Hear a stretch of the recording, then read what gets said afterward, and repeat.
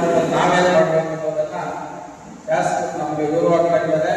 ನಾವು ದಯವಿಟ್ಟು ಕೇಳ್ಕೊಂಡು ಹೋಗಿ ನಮ್ಮ ಎಷ್ಟು ಜನಕ್ಕೆ ತಾಳ್ಮೆ ಇದೆಯೋ ನನಗೆ ಗೊತ್ತಿಲ್ಲ. ಅಂದ್ರೆ ವೋಟರ್ ಐಡಿ ಕ್ಯಾನ್ಸಲ್ ಮಾಡೋದಕ್ಕೆ 100 ಕಾರಣ ತಿಳ್ಕೊಬಿಟ್ಟು ವೋಟರ್ ಐಡಿ ಉಳಿಸೋದಕ್ಕೆ ಒಂದು ಕಾರಣ ಇರುತ್ತೆ. ಮಾತ್ರ ಕ್ಯಾನ್ಸಲ್ ಮಾಡೋದಕ್ಕೆ ಪವರ್ಸ್ ಯಾರಿದೆ, ಯಾರು ಬರ್ತಾರೆ ಮನೆ ಭಾಗಕ್ಕೆ, ಕ್ಯಾನ್ಸಲ್ ಕೂಡ ಯಾವ ಉದ್ದೇಶಕ್ಕಾಗುತ್ತೆ, 2 ಕಡೆ ಹೋಗಿದ್ರೆ ಕ್ಯಾನ್ಸಲ್ ಆಗುತ್ತಾ, ಅಥವಾ 2002 ವೋಟರ್ ಲಿಸ್ಟ್ ಅಲ್ಲಿ ಇರುವಂತವ್ರು ಮತ್ತೆ 2025 ಅಲ್ಲಿ ವೋಟರ್ ಲಿಸ್ಟ್ ಇದ್ರೆ, ಆ ವೋಟರ್ ಲಿಸ್ಟ್ ಅಲ್ಲಿ ಇದ್ರೆ ಪ್ರತಿಯೊಬ್ಬರು ಕೂಡ ಅದನ್ನ ಖಾತ್ರಿ ಮಾಡ್ಕೊಳ್ಳೋದಕ್ಕೆ ಏನ್ ದಾಖಲೆ ಕೊಡ್ಬೇಕು ಅಂತ ಒಂದು ಪ್ರೊಸೀಜರ್. ಅದನ್ನ ನಾವು ಮಾಡಲ್ಲ, ವೋಟರ್ ಲಿಸ್ಟ್ ಅಲ್ಲಿ ನನ್ನ ಹೆಸರಿದೆ ಅಂತ ಬಿಟ್ಟರು ಕೂಡ ತೊಂದರೆ ಆಗುತ್ತೆ. ವೋಟ್ನ ಫಸ್ಟ್ ಕಾಪಾಡ್ಕೊಳ್ಳಿ. ನೀವು ವೋಟ್ನ ಕಾಪಾಡ್ಕೊಂಡ್ರೆ ಫಸ್ಟ್ ಬರೋದೇ ಗ್ರಾಮ ಪಂಚಾಯತಿ ಎಲೆಕ್ಷನ್. ಫಸ್ಟ್ ಗ್ರಾಮ ಪಂಚಾಯತಿ ಎಲೆಕ್ಷನ್ ಇರುತ್ತೆ. ಯಾರೋ ನೀವು ವೋಟ್ ಹಾಕಬೇಕು ಅನ್ನೋ ಮನಸ್ಸಿರೋರಿಗೆ ವೋಟ್ ಕ್ಯಾನ್ಸಲ್ ಆಗುತ್ತೆ. ಅದು ಅವನ ತಪ್ಪು ಇರಲ್ಲ, ನಿಮ್ ತಪ್ಪು ಇರಲ್ಲ. ಅದನ್ನ ಫಸ್ಟ್ ಕಾಪಾಡ್ಕೊಳ್ಳೋದಕ್ಕೆ ನಿಮ್ ಜವಾಬ್ದಾರಿ ಆಗ್ಬೇಕೀಗ. ಅದನ್ನ ನೀವು ಜವಾಬ್ದಾರಿಯಿಂದ ತಗೊಂಡಾಗ ಮಾತ್ರ ಪ್ರತಿ ಊರಲ್ಲಿ ಎಲ್ಲ ಓಟು ನೋಡಕ್ಕಾಗಲ್ಲ. ನನ್ನ ಪಂಚಾಯತಿ ರಾಧಾಕೃಷ್ಣ ಅವರು ನೋಡಕ್ಕಾಗಲ್ಲ, ನನ್ನ ಪಂಚಾಯತಿಗೂ ನೋಡಕ್ಕಾಗಲ್ಲ. ಆದ್ರೆ ನಮ್ಮ ಕಾರ್ಯಕರ್ತರು ಮನಸ್ಸು ಮಾಡಿದ್ರೆ ಒಂದೊಂದು ಬೂತ್ ಜವಾಬ್ದಾರಿ ತಗೊಂಡು ಸರಿ ತಪ್ಪು ಏನಾಗಿದೆ, ಯಾವ ಉಳ್ಕೊಳ್ಳುತ್ತೆ, ಯಾವ ಉಳ್ಕೊಳ್ಳಲ್ಲ, ಏನ್ ಕಾರಣ ಕ್ಯಾನ್ಸಲ್ ಆಗೋದಕ್ಕೆ ಅಂತ ತಿಳ್ಕೊಬೇಕು. ಅದನ್ನ ಹೇಗೆ ಸರಿಪಡಿಸ್ಕೋಬೇಕು ಅಂತಂದ್ರೆ ನಮ್ಗೆ ಕಾಲಾವಕಾಶ ಇರುತ್ತೆ. ನೀವು BLO 2 ಅಲ್ಲಿ ಇರ್ತೀರ, BLOಸ್ನ ಕರೆದು ನೋಡಿ ಇಂಥ ದಾಖಲೆ ತಗೊಳ್ಳಿ, ಸರಿಪಡಿಸಿ ಅಂತ. ಒಂದ್ಸತಿ ಅದು ಕ್ಯಾನ್ಸಲ್ ಆಗಿ ಎಲೆಕ್ಷನ್ ಕಮಿಷನ್ ಹೋದ್ರೆ ಅದು ಇನ್ನೂ ದೊಡ್ಡ ಆಗುತ್ತೆ. ಪೇಷಂಟ್ ನ ನಾರ್ಮಲ್ ವಾರ್ಡಿನ ತಗೊಂಡೋಗಿ ICU ಪೇಷಂಟ್ ಹಾಕ್ದಂಗೆ ಆಗಿರುತ್ತೆ. ಒಂದ್ಸತಿ BLO ಲೆವೆಲ್ ಅಲ್ಲಿ ನಾವು ಕರೆಕ್ಷನ್ ಮಾಡ್ಕೊಳ್ದೆ ಹೋದ್ರೆ ಅದನ್ನ ಮತ್ತೆ ಬೇರೆ ಕಡೆ ಹೋಗಿ ವೋಟ್ನ ಸರಿಪಡಿಸ್ಕೋಬೇಕು ಅಂದ್ರೆ ನಾರ್ಮಲ್ ಆಗಿರೋ ಪೇಷಂಟ್ ಇನ್ನು ನಾನು ತುಂಬಾ ಚೆನ್ನಾಗಿ ಸರಿ ಮಾಡ್ತೀನಿ ಅಂತ ICU ತಗೊಂಡೋಗಿ ಹಾಕ್ದಂಗೆ ಇರುತ್ತೆ. ಅದಕ್ಕೆ ಪ್ರತಿಯೊಂದು ವೋಟು ಎಲೆಕ್ಷನ್ಗೋಸ್ಕರ ವೋಟ್ನ ಕಾಪಾಡ್ಕೊಬೇಡಿ. ಸರ್ಕಾರದ 5 ಯೋಜನೆಗಳನ್ನು ನಿಜವಾಗ್ಲೂ ಮುಗಿಸ್ಬೇಕಂದ್ರೆ ವೋಟರ್ ಐಡಿ ಕಂಪಲ್ಸರಿ. ಅವನು ಇಲ್ಲಿನ ಮತದಾರನೇ ಅಲ್ಲ, ಅವರಿಗೆ ಬೆನಿಫಿಟ್ ತಗೊಂತಾ ಇರೋದ್ರಿಂದ ಇಲ್ಲಿನ ಮತದಾರರಿಗೆ ಮಾತ್ರ ಸಿಗ್ಬೇಕು. ಇಲ್ಲಿ ಮತದಾರರು ಯಾರಿದ್ದಾರೆ ಅವ್ರಿಗೆ ಸಿಗ್ಬೇಕು ಅಂದ್ರೆ ಬೆಂಗಳೂರಲ್ಲಿ ತುಂಬಾ ಕಡೆ ಬೇರೆ ಸ್ಟೇಟ್ಸ್ ಇಂದ, ಅಸ್ಸಾಂ ಇರ್ಬೋದು, ಬೇರೆ ಬಿಹಾರ್ ಇರ್ಬೋದು, ಬೇರೆ ಬೇರೆ ಕಡೆಯಿಂದ 40% ಕರ್ನಾಟಕ ಅವರಿದ್ರೆ 60% ಕರ್ನಾಟಕ ಅವರು ಅಲ್ಲದೆ ಇರೋರಿದ್ದಾರೆ. ಅಂದ್ರೆ ವೋಟರ್ಸ್ ಅಲ್ಲದೆ ಇರೋರಿಗೆ ಬೆನಿಫಿಟ್ ಕರೆಂಟ್ ಹೋಗ್ತಾ ಇದೆ, ಗೃಹಲಕ್ಷ್ಮಿ ಹೋಗ್ತಾ ಇದೆ. ಒಂದು ಕಾರ್ಡ್ನಿಂದ ಇಡೀ ರಾಜ್ಯದಲ್ಲಿ ಮತ್ತೆ ಅರ್ಜಿ ತಗೊಳ್ಳೋ ಪ್ರಯತ್ನ ಮಾಡ್ತಾರೆ. ಅರ್ಥ ಮಾಡ್ತಾರೆ. ವೋಟರ್ ಯಾರಾಗ್ತಾರೆ ಹಳ್ಳಿಯಲ್ಲಿ ವೋಟ್ ಇದ್ದೇ ಇರುತ್ತೆ. ಅವ್ರ ಮೂಲ ಎಲ್ಲಿರುತ್ತೆ, ಅವ್ರ ಊರಲ್ಲಿ ವೋಟ್ ಇದ್ದೇ ಇರುತ್ತೆ, ತಮ್ಮ ಹಳ್ಳಿಯಲ್ಲಿ ವೋಟ್ ಇದ್ದೇ ಇರುತ್ತೆ. ಅದನ್ನ ನೀವು ಪತ್ತೆ ಮಾಡಿ ವೋಟ್ನ ಕಾಪಾಡಿದ್ರೆ ಒಂದು ಮನೆಗೆ 5 ಗ್ಯಾರಂಟಿನೂ ಕಾಪಾಡ್ತಾರೆ. ಅವರ ಕುಟುಂಬದಲ್ಲಿ ಒಬ್ಬರು ವೋಟ್ ನೀವು ಕಾಪಾಡಿದ್ರೆ ಆ ಕುಟುಂಬಕ್ಕೆ ಸಲ್ಲುವಂತ ಸರ್ಕಾರದ ಯೋಜನೆಗಳು, ಗ್ಯಾರಂಟಿಗಳು ಬಾಮ್ಮ ಭವಾನಿ ಮುಂದೆ ನಮ್ಮ MBAಗಿಂತ ನೀನು ಬಂದು ಮುಂದೆ ಕುತ್ಕೋಬೇಕು. ಬಾಸ್ ಮುಂದೆ ನೀನು ಬೆನಿಫಿಟ್ 5 ಗ್ಯಾರಂಟಿ ಸರ್ಕಾರದ ಮಹತ್ವವಾಗಿರುವಂತ ಯೋಜನೆಗಳನ್ನ ಅವ್ರ ಮನೆಗೆ ಮುಗಿಸಿದೀರಾ ಅನ್ನೋವಂಥದ್ದು ಒಂದು ಒಳ್ಳೆ ಸೇವೆನ ಮಾಡಿರ್ತೀರ ಪ್ರತಿ ಕುಟುಂಬಕ್ಕೂ. ಪ್ರತಿಯೊಬ್ರು ಓದಿರಲ್ಲ, ಓದಿದ್ರು ಅದು ಅರ್ಥ ಆಗಿರಲ್ಲ. ನಾವೇ ಎಷ್ಟೋ ವರ್ಕ್ಶಾಪ್ ಹೋದ್ರು ನಮ್ಮಲ್ಲಿ ಇವ್ರಿಗೆಲ್ಲ ವರ್ಕ್ಶಾಪ್ ಮಾಡಿದ್ದಾರೆ. ನಾಗರಾಜ್ ಅಣ್ಣಗೆ, ರಾಧಾಕೃಷ್ಣ ಅವರಿಗೆ, ಮಾಣಿಕ್ಯ ನಿಮಗೂ ಮಾಡಿದ್ದಾರೆ. ಎಷ್ಟೊಂದು ಸತಿ ಅರ್ಥನೇ ಆಗಿಲ್ಲ. ವೋಟರ್ ಐಡಿ ಉಳಿಸ್ಕೋಬೇಕು. ವೋಟರ್ ಐಡಿ ಉಳಿಸಿದ್ದೀರಂದ್ರೆ ಸರ್ಕಾರದಿಂದ ಎಷ್ಟು ಮಹತ್ವವಾಗಿರುವಂತ ಯೋಜನೆಗಳಿದ್ದಾವೆ ಆ ಬಡವರು ಮನೆ ಬಾಗಿಲಿಗೆ ಮುಟ್ಟಿಸ್ತಾ ಇರೋಂಥ ಪುಣ್ಯ ನಿಮ್ಗೆ ಸಿಗುತ್ತೆ. ಅರ್ಥ ಮಾಡ್ಕೊಳ್ಳಿ. ಎಲೆಕ್ಷನ್ನೂ ಮರ್ತೋಗಿ, ಆದ್ರೆ ಬಡವರು ಮನೆ ಬಾಗಿಲಿಗೆ ಈ ಯೋಜನೆಗಳನ್ನ ಮುಟ್ಟಿಸ್ಬೇಕು ಗೌರವಗೊಳಿಸ್ತಾರೆ. ಅದು ನಮ್ಮ ಜವಾಬ್ದಾರಿ ಮತ್ತೆ ಕರ್ತವ್ಯದ ಜೊತೆಯಲ್ಲಿ ಅದ್ರ ಪುಣ್ಯ ಸಿಗುತ್ತೆ. ಬಡವರಿಗೆ ಸಿಕ್ಕಿ ಎಲ್ಲ ಅನುಕೂಲವಾಗಿರೋರಿಗೆ ಸಿಕ್ಕದ್ವೆ. ತುಂಬಾ ತೊಂದರೆ ಆಗಿರೋದು ಬೆಂಗಳೂರು ಗ್ರಾಮಾಂತರ ಆ ಕಡೆ ಎಲ್ಲ ತುಂಬಾ ಜನ ವಲಸೆ ಬಂದಿರುವಂಥವ್ರು. ಕರ್ನಾಟಕದವರೇ ತಗೊಂಡಿದ್ರೆ ಪರವಾಗಿಲ್ಲ, ಮೂಲ ಕರ್ನಾಟಕದವರು ಅಲ್ಲಿನ ಮತದಾರರು. ಬೇರೆ ಬೇರೆಯವರಿಗೆ ಕರೆಂಟ್ ಅನುಕೂಲ ಆಗ್ತಾ ಇದೆ, ಬೇರೆ ಬೇರೆ ತರ ಬಾಡಿಗೆ ಕಮರ್ಷಿಯಲ್ ಪರ್ಪಸ್ ಅನುಕೂಲ ಆಗ್ತಾ ಇದೆ. ಎಷ್ಟೋ ಜನ ಸತ್ತೋಗಿರೋರು ಇವತ್ತೊಂದು 100 ಕೋಟಿ ಗೃಹಲಕ್ಷ್ಮಿ ಅನುದಾನ ತಗೊಂಡಿದ್ದಾರೆ ಅನ್ನೋ ಇವೆಲ್ಲ ತಾರತಮ್ಯಗಳನ್ನ ಗುರುತಿಸಿ ಅದನ್ನ ಮತ್ತೆ ಹೊಸ ಅರ್ಜಿ, ಮರು ಅರ್ಜಿನ ತಗೊಳ್ಳೋಂತ ಪ್ರಯತ್ನ ಮಾಡ್ತಾ ಇದ್ದಾರೆ. ಅದಕ್ಕೆ ನೀವು ಸಾಕ್ಷ್ಯ. ನೀವು ಬಡವರಿಗೆ ಒಂದು ಯೋಜನೆನ ಮನೆ ಬಾಗಿಲಿಗೆ ಮುಟ್ಟಿಸ್ಬೇಕಂದ್ರೆ ನೀವು ನಿಮ್ದೇ ಆದ ಆಲೋಚನೆ ಮಾಡಿ. ಈಗ ನಮ್ಮ ಹಂತದಲ್ಲಿ, ಪಕ್ಷದ ಹಂತದಲ್ಲಿ, ಸರ್ಕಾರದ ಹಂತದಲ್ಲಿ 100 ಯೋಜನೆ ಇರುತ್ತೆ, 100 ದಾರಿ ಇರುತ್ತೆ. ಆದ್ರೆ ಒಂದು ಊರಲ್ಲಿ ಸಹಾಯ ಮಾಡ್ಬೇಕು ಅಂದ್ರೆ ಮಾಡಿದಾಗ ಮಾತ್ರನೇ ಆ ಯೋಜನೆ ಅವ್ರ ಮನೆ ಬಾಗಿಲು ಮುಟ್ಟುತ್ತೆ. ನಾವು ನೋಡ್ತಾ ಇರ್ತೀವಿ, ಊರಿಗೆ ಹೋಗುವಷ್ಟರಲ್ಲಿ ಎಷ್ಟೋ ಜನ ಪೆನ್ಷನ್ 600 ರೂಪಾಯಿ ಬಂದಿಲ್ಲ ಅಂತ ನೋವು ತಿಂತಾ ಇರ್ತಾರೆ. 600 ರೂಪಾಯಿ ಬಂದಿಲ್ಲ ನೋವು ತಿಂತಾರೆ. 2000 ಬಂದಿಲ್ಲ ಅಂದ್ರೆ ನೋವು ತಿಂತಾರ ಇಲ್ಲ ಯೋಚನೆ ಮಾಡ್ತಾರೆ. 600 ರೂಪಾಯಿ ಪೆನ್ಷನ್ ಬಂದಿಲ್ಲ ಅಂದ್ರೆ ಎಷ್ಟೋ ಜನ ನೋವು ತಿನ್ನೋರು. 2000 ನಿಂತು ಅಂದ್ರೆ ನೋವಾಗುತ್ತಾ ಇಲ್ಲ.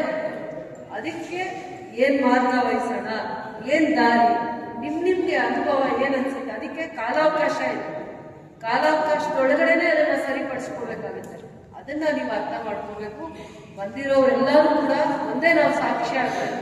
ರೈತರಿಗೆ, ಬಡವರಿಗೆ, ಕಾರ್ಮಿಕರಿಗೆ ನಮ್ಮ ಸರ್ಕಾರದ ಕಾರ್ಯಕ್ರಮಗಳು, ನಮ್ಮ ಪಕ್ಷ ಅವ್ರ ಜೊತೆಯಲ್ಲಿ ನಿಂತಿದೆ ಗಟ್ಟಿಯಾಗಿ ಅಂದ್ರೆ ನಾನೇನ್ ಸೇವಾ ಮನೋಭಾವ ಇಟ್ಕೊಂಡಿದ್ದೀವಿ, ಯಾವ ರೀತಿ ನಾವು ಅವ್ರ ಮನೆ ಬಾಗಿಲಿಗೆ ಈ ಕಾರ್ಯಕ್ರಮನ ಮುಗಿಸ್ತೀವಿ. ವೋಟರ್ ಐ ಡಿ ಕ್ಯಾನ್ಸಲ್ ಆದ್ರೆ ಮುಟ್ಸಕ್ಕಾಗತ್ತ? ಒಂದು ಪ್ರಶ್ನೆ ಹಾಕ್ಬಿಡಿ. ವೋಟರ್ ಐ ಡಿ ಕ್ಯಾನ್ಸಲ್ ಆಗೋದ್ರೆ ಅವ್ರು ವೋಟ್ ಇಲ್ಲ ಅಂದ್ರೆ ಮುಟ್ಸಕ್ಕಾಗತ್ತ? ನಾವು ಈ ಯೋಜನೆಗಳನ್ನ ಮುಟ್ಸಕ್ಕಾಗತ್ತ? ಸರ್ಕಾರದ ಒಂದು ಯೋಜನೆ ಅವ್ರ ಮನೆ ಬಾಗಿಲಿಗೆ ತಗೊಂಡು ಹೋಗಕ್ಕಾಗತ್ತ? ಆಗಲ್ಲ. ಏನ್ ದಾರಿ? ನಮ್ಮ ಕ್ಷೇತ್ರಕ್ಕೆ ನಾವೇನ್ ದಾರಿ ನೋಡೋಣ? ಇದನ್ನ ಬಹಳ ಶಿಸ್ತಿಂದ ನನಗ್ ನೀವು ಬಂದು ಈ ತರ ಮಾರ್ಗದರ್ಶನ ಕೊಟ್ಟರು ನಾನು ರೆಡಿ ಇದ್ದೀನಿ. ಅದನ್ನ ನಾವು ಫಾಲೋ ಮಾಡ್ಬೇಕಾಗುತ್ತೆ. ಕಲೆಕ್ಟಿವ್ ಆಗೇ ಹೋಗ್ಬೇಕು. ನಾನು ಅಂದ್ರೆ ಏನು ಸಾಧಿಸಕ್ಕಾಗಲ್ಲ, ನಾವು ಅಂದ್ರೆ ನಮ್ಮ ಇಡೀ ಕ್ಷೇತ್ರದಲ್ಲಿರುವಂತ ಬಡವರನ್ನ ನಾವು ಕಾಪಾಡ್ಕೋಬಹುದು. ರೈತರಿಗೆ, ಬಡವರಿಗೆ ಯೋಜನೆಗಳನ್ನ ಕೊಂಡೋಗಕ್ಕೆ ನಾವು ಮಾಡ್ಬೋದು. ನೀವು ಮಾದರಿ ಆಗ್ಬೇಕು. ನಮ್ಮ ಜಿಲ್ಲೆಗೆ, ನಮ್ಮ ಪಕ್ಷದ ಮುಖಂಡರು, ಕಾರ್ಯಕರ್ತರು ನಿಮ್ಮನ್ನು ನೋಡಿ ಆ ರೀತಿಯ ಕಾರ್ಯಕ್ರಮನ ಅವ್ರು ಮಾಡ್ಬೇಕು. ನೀವು ಮುಂಚೂಣಿಯಲ್ಲಿರ್ಬೇಕು. ಹೇಗೆ ಕೆಲಸ ಮಾಡ್ತಾರೆ ಅನ್ನೋದು ಮಾತ್ರ ಒಂದು ಟ್ರೈನಿಂಗ್ ತಗೋಬೇಕು. ಆ ಮಟ್ಟದಲ್ಲಿ ಆ ಶಿಸ್ತನ್ನು ಕಾಪಾಡ್ಬೇಕು. ಆ ಮಟ್ಟಕ್ಕೆ ಯೋಜನೆಗಳನ್ನ ಮುಟ್ಸೋಂಥದ್ರಲ್ಲಿ ಸಾಕ್ಷಿ ಆಗಬೇಕು. ನಿಸ್ವಾರ್ಥವಾಗಿ ಕಾಂಗ್ರೆಸ್ ಪಕ್ಷದ ಮುಖಂಡರು, ಕಾರ್ಯಕರ್ತರು ಯಾವ ರೀತಿ ಸೇವೆ ಮಾಡ್ತಾರೆ ಬಡವರಿಗೆ, ಕಾಂಗ್ರೆಸ್ ಪಕ್ಷ ಯಾವ ರೀತಿ ಒಂದು ಸಂಕಲ್ಪ ಮಾಡಿದೆ ಬಡವರ ಪರವಾಗಿ ಅನ್ನುವಂಥದ್ದನ್ನ ಮುಟ್ಸೋದಕ್ಕೆ ಯಾರಾದ್ರೂ ಯೋಗರಿದ್ದಾರೆ ಅಂದ್ರೆ ಪಕ್ಷದ ಕಾರ್ಯಕರ್ತರು ಅಷ್ಟೇ ಅಂತ ಹೇಳ್ತಾ, ನಿಮ್ಮೆಲ್ಲರ ಏನಾದರೂ ಸಲಹೆಗಳಿದ್ರೆ 2 ನಿಮಿಷ ಕೇಳಿಸ್ಕೊಳ್ಳೋಣ ಅಂತ ನಾನು ಕೂತ್ಕೊತೀನಿ ನಿಮ್ಮೆಲ್ಲರಿಗೂ. ಆದ್ರೆ ನೀವು ವೋಟರಲ್ಲಿ ಉಳಿಸಿ ಮಿಕ್ಕಿದ ವಿಚಾರಕ್ಕೆ ಬೇರೆ ಏನಾದರೂ ಇದ್ರೆ ಹೇಳುವಂಥದ್ದು. ಇವತ್ತು ವಿಶೇಷವಾಗಿ ಇದೇ ವಿಚಾರಕ್ಕೆ ನಾವು ಸಭೆ ಕರೆದಿರೋದು. ನೀವು ವೋಟರ್ ಐ ಡಿ ಉಳಿಸೋದಕ್ಕೆ ನಿಮ್ದೇನಾದ್ರೂ ಮಾರ್ಗ ಇದೆಯಾ ವಿಶೇಷವಾಗಿ, ಅಥವಾ ಪಕ್ಷದಿಂದ ಏನು ನಿಮಗೆ ಮಾರ್ಗದರ್ಶನ ಕೊಟ್ಟಿದ್ದಾರೆ ಅದನ್ನೇ ಮಾಡಿ, ಅಥವಾ ನಿಮ್ಗೆ ಏನಾದ್ರೂ ಬೇರೆ ಆಲೋಚನೆ ಇದೆಯಾ? ಅದಾದ್ಮೇಲೆ ನಿಮ್ಗೆ ಸ್ಪಂದಿಸಲ್ಲ, ಬಿ ಎಲ್ ಒ ಸ್ಪಂದಿಸಲ್ಲ, ಅದಕ್ಕೊಂದು ಮೀಟಿಂಗ್ ಮಾಡಿ. ಫಸ್ಟ್ ನೀವು ಹೋಗೇ ಇರಲ್ಲ, ಒಬ್ಬರು ಮನೆ ಬಾಗಿಲಿಗೆ ಹೋಗಲ್ಲ, ಅವ್ರನ್ನ ಹೇಗೆ ನಿಮ್ಗೆ ಅವ್ರಿಗೆ ಹೇಗೆ ನಾನು ಮೀಟಿಂಗ್ ಮಾಡೋಕ್ಕಾಗುತ್ತೆ? ಕೋರ್ಡಿನೇಷನ್ ಮೀಟಿಂಗ್ ಮಾಡ್ತೀನಿ. ಏನೇನು ನಿಮ್ಗೆ ಸಮಸ್ಯೆಗಳು ಕಂಡು ಬರುತ್ತೆ, ಬಿ ಎಲ್ ಒ ಹಂತದಲ್ಲಿ ಟೀಚರ್ಸು BLOs ಮಾತ್ರನೇ ಆಗಿದ್ದಾರೆ, ಅವ್ರ ಹಂತದಲ್ಲಿ ಒಂದು ಮೀಟಿಂಗ್ ಮಾಡೇ ಮಾಡ್ತೀನಿ, ಸಭೆ ಮಾಡ್ತೀನಿ. ನೀವು ಹೋಗಿ ಸಮಸ್ಯೆಗಳನ್ನ ಪಟ್ಟಿ ಮಾಡಿಕೊಂಡ್ರೆ ಅದು ಇನ್ನೊಂದು ಹಂತದಲ್ಲಿ ಸಭೆ ಮಾಡೋಕ್ಕಾಗುತ್ತೆ. ಅದಾದ್ಮೇಲೆ ನಿಮಗೆ ಆಗಿರುವಂತ ಒಂದು ಅನುಭವ ಇರುತ್ತೆ, ಅದನ್ನ ಏನಿದೆ ಎಲ್ಲರಿಗೂ 1 ನಿಮಿಷ ನೀವು ಸಭೆಗೂ ಹೇಳ್ಬೋದು, ನನಗೂ ಕೂಡ ಹೇಳ್ಬೋದು. ಬೆಳಿಗ್ಗೆ ಮೇಡಮ್ ಹೇಳಿದ್ರು ಸ್ವಲ್ಪ ಬೇಗ ಮಾಡಿ ಅದಕ್ಕೆ ಮೇಡಮ್ ಮಾಡ್ತೀನಿ ಅಂತ ಹೇಳಿದ್ರು. ಆದರೆ ತಡವಾದ ಹೇಳಿದ್ರು ನಾವೆಲ್ಲರೂ ಬಂದಿದ್ದೀರಾ. ಈ ಕಾರ್ಯಕ್ರಮಕ್ಕೆ ಬಂದಿರತಕ್ಕಂಥ PLPOಗಳಿಗೆ ಮೊದಲಿಗೆ ನಾನು ನಮಸ್ಕಾರ ಹೇಳ್ತಾ ಹೊಸದಾಗಿ ಮಾಡಿದ್ದೀವಿ. ಮತ್ತು ಈ ವೇದಿಕೆ ಬಂದಿರುವಂಥ ಎಲ್ಲ ಗಣ್ಯರಿಗೂ, ನಮ್ಮ ಶಾಸಕರಿಗೂ ಎಲ್ಲರಿಗೂ ಅನುಮತಿ ಹೇಳ್ತಾ, ಏನು ಇವತ್ತು SIR ಅಂತ ಹೇಳ್ಬಿಟ್ಟು ಭಾರತ ಸರ್ಕಾರ ಜಾರಿ ಹೊಸದಾಗಿ ಮಾಡಿದೆ. ಇದು ತುಂಬ ಜನರ ಮೇಲೆ ಬೀರುವಂಥ ಪರಿಣಾಮ. ಅಂದರೆ ಬಡವರಿಗೆ ಇದು ತುಂಬ ವಿರುದ್ಧವಾದಂಥ ಇದೊಂದು ಯೋಜನೆ ಜಾರಿ ತಂದಿದ್ದಾರೆ. ಇದು ನಾವು ಬೂತ್ ಮಟ್ಟದಲ್ಲಿ ಪ್ರತಿಯೊಬ್ಬರು PLOಗಳು ನಮ್ಮ ಮನೆ ಪಕ್ಕ ಬರ್ತಾರೆ. ಈ ತಿಂಗಳು 30ನೇ ತಾರೀಕಿಂದ ಇದು ಚಾಲ್ತಿಯಲ್ಲಿರುತ್ತೆ. 29ವರೆಗೂ ಅಂದರೆ ಒಂದು ತಿಂಗಳಿರುತ್ತೆ ಇದು ಚಾಲ್ತಿಯಲ್ಲಿ. ಪ್ರತಿಯೊಂದು ಮನೆಗೂ 3 ಟೈಮ್ ಭೇಟಿ ಕೊಡ್ತಾರೆ PLOಗಳು. ನಮ್ಮ ಅಲ್ಲಿ ನಾವೇನು ಬೂತ್ ಮಟ್ಟದಲ್ಲಿ ಮಾಡಿದ್ದೀವಿ, ನಮ್ಮ ಮುಖಂಡರು ಅದನ್ನು ಫಾಲೋ ಮಾಡಿಕೊಂಡು ಪ್ರತಿಯೊಬ್ಬರು ಪರಿಶೀಲನೆ ಮಾಡಬೇಕು. ನಮ್ಮೂರಲ್ಲಿರೋದು ನಾವು ನೋಡ್ಕೊಂತೀವಿ, ಇನ್ನು ಬೂತಲ್ಲಿರೋರು ಅವ್ರು ನೋಡ್ಕೊಂಡ್ರೆ ಸಾಕು. ನಮಗೆ ಎಲ್ಲರೂ ನಾವು ನೋಡೋದಿಲ್ಲ. 29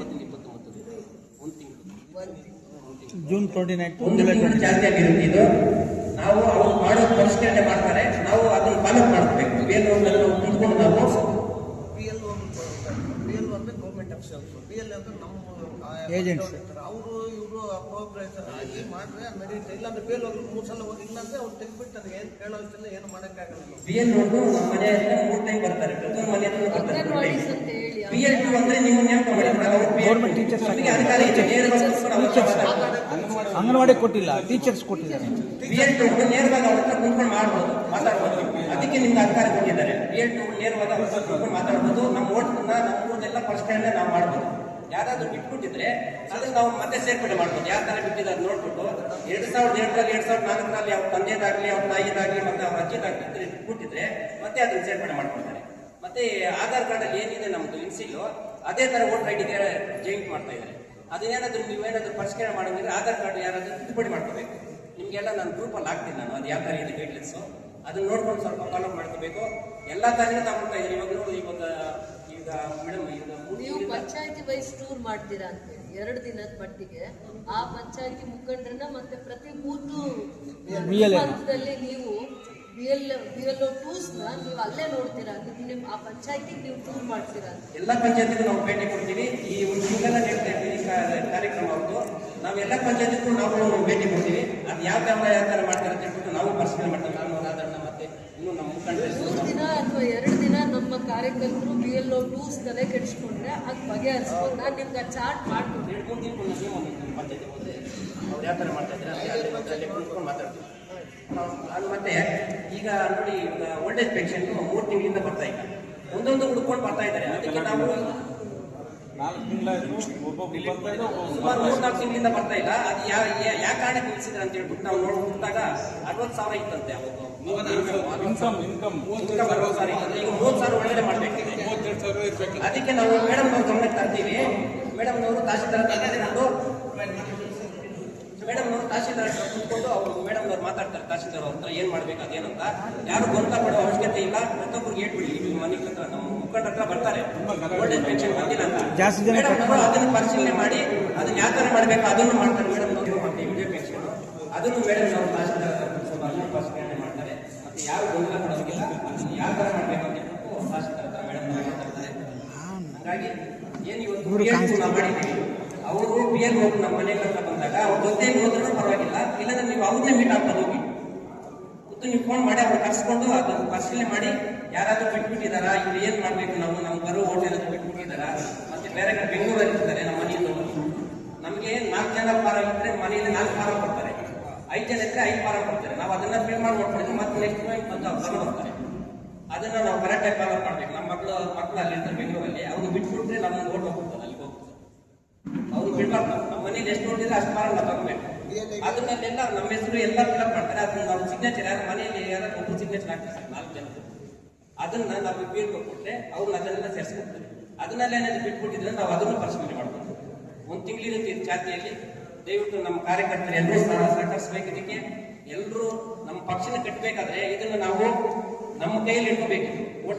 ID ಕಾರ್ಡ್ ಇಲ್ಲಾಂದ್ರೆ ನಾವೇನು ಮಾಡೋದಕ್ಕೆ ಸಾಧ್ಯವಿಲ್ಲ. ಇದರಿಂದನೇ ನಮ್ಮ ಗ್ಯಾರಂಟಿಗಳಿಗೆ ಎಲ್ಲರೂ ಮತ್ತೆ ಅಟ್ಯಾಚ್ ಮಾಡ್ತಾರಂತೆ. ಆಧಾರ್ ಕಾರ್ಡ್ ಅಲ್ಲಿ ಏನಿದೆ ಅದು ವೋಟರ್ ID ಕಾರ್ಡ್ ಅಲ್ಲಿ ಇರಬೇಕು. ವೋಟರ್ ID ಕಾರ್ಡ್ ಇದ್ರೆ ನಮ್ಗೆ ಏನ್ ಸೌಲಭ್ಯ ಗೌರ್ಮೆಂಟ್ ಇಂದ ಬರುತ್ತೆ ಆ ಸೌಲಭ್ಯಗಳನ್ನ ನಮ್ಗೆ ಸಿಗಬೇಕಾದ್ರೆ ವೋಟರ್ ID ಕಾರ್ಡ್ ಬೇಕು ಅಂತ ಹೇಳಿದ್ದಾರೆ. ನಮ್ಮ ಪ್ರೆಸಿಡೆಂಟ್ ಮೀಟಿಂಗ್ ಕರೆದಿದ್ರು, ನಮ್ಮನ್ನ ರಾಧಣ್ಣ, ನಮ್ಮ KGF ನಮ್ಮ ಮಾಣಿಕಮ್ಮಣ್ಣ ಅವ್ರನ್ನ ಕರೆದಿದ್ರು.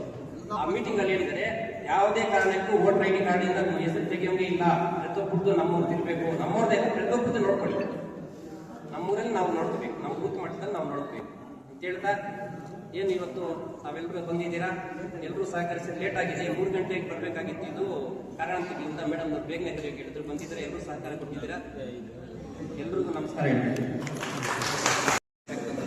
ಅಧ್ಯಕ್ಷತೆಯನ್ನು ವಹಿಸಿರುವ ಸನ್ಮಾನ್ಯ ಶ್ರೀಮತಿ SIR ಮೇಡಮ್ ಅವರು ಮತ್ತೆ ಬ್ಲಾಕ್ ಕಾಂಗ್ರೆಸ್ ಅಧ್ಯಕ್ಷರು, ಮಾಜಿ ಅಧ್ಯಕ್ಷರು ಎಲ್ಲರೂ ವಿಚಾರ ತಿಳಿಸಿಕೊಟ್ಟಿದ್ದಾರೆ. ಅದೇ ರೀತಿಯಾಗಿ ನಾವು ಯಾವುದೇ ಒಂದು ಜಿಲ್ಲಾ ಪಂಚಾಯತಿ ಸದಸ್ಯ ಆಗ್ಬೋದು ಅಥವಾ MLA ಆಗ್ಬೋದು, ಯಾರಿಗೆ ವೋಟ್ ಮಾಡಬೇಕಾದ್ರೆ ಇದು ಬಹಳ ಇಂಪಾರ್ಟೆಂಟ್. ಅದಕ್ಕೋಸ್ಕರ ತಾವೆಲ್ಲ ಏನು ನಾವು ಬೂತ್ ಮಟ್ಟದ ಕಾರ್ಯಕರ್ತರನ್ನ ನೇಮಿಸಿದ್ದೀವಿ.